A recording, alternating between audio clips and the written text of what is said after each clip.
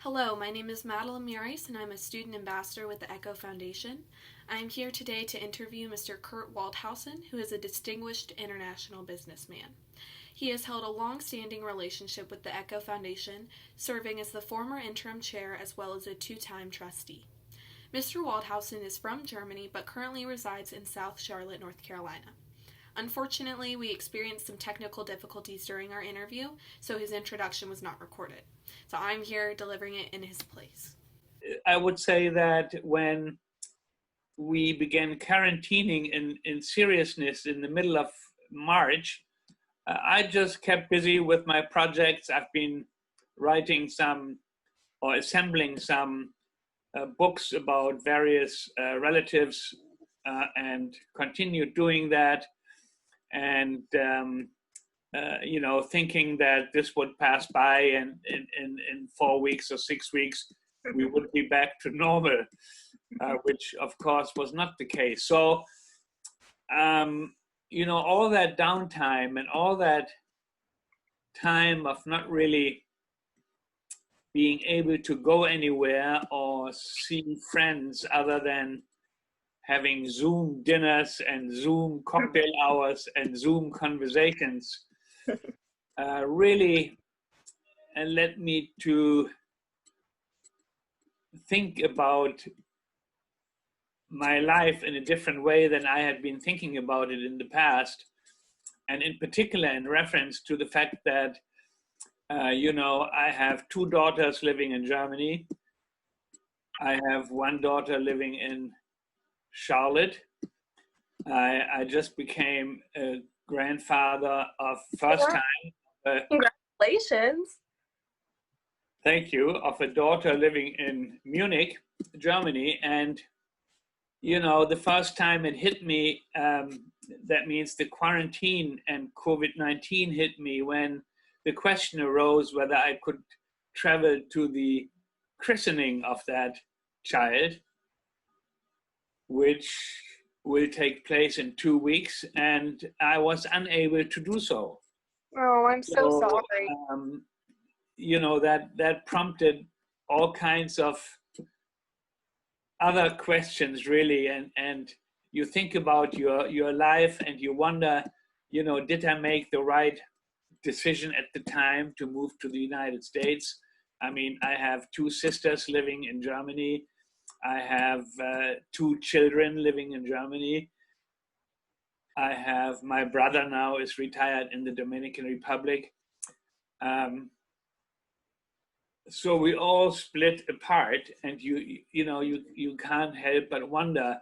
I mean, how often and when will I be able to see my siblings and children again? And that is a very, very unusual thought and quite frightening, actually. And it puts many things in perspective. It keeps many questions coming up, and it's just something that I had never thought about before. Mm-hmm. It's definitely unique circumstances.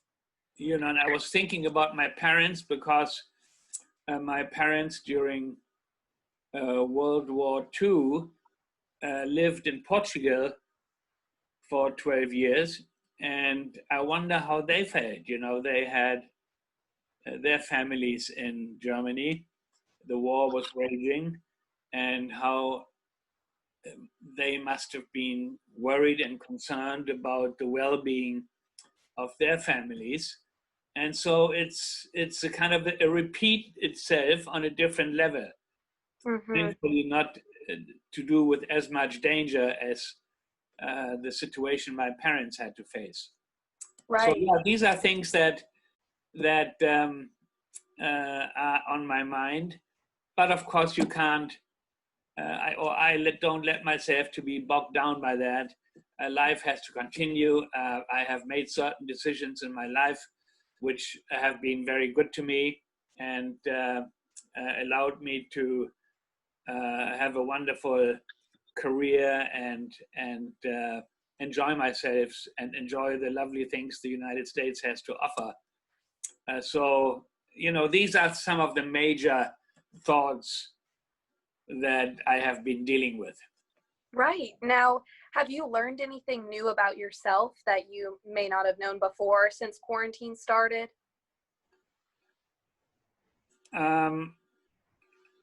What I have learned, I guess, is to think about things that I would have never thought about, and to go into myself and wonder how